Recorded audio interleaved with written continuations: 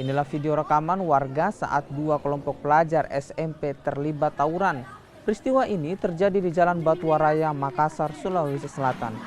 Akibat tawuran, satu pelajar alami luka di bagian dada usai terkena anak panah. Polisi yang melakukan penyelidikan menangkap 18 pelajar.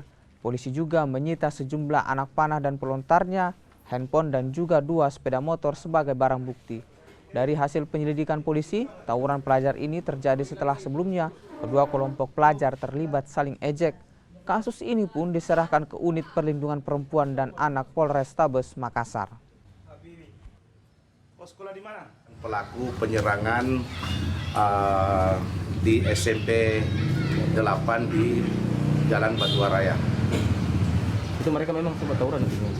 Kalau menurut dari pengakuan dari beberapa yang ditangkap bahwa dari kurang lebih 20 orang gabungan dari pelajar SMP 23 memanggil teman-temannya, ada beberapa sekolah sehingga berjumlah sekitar 20 orang datang menyerang di SMP 8.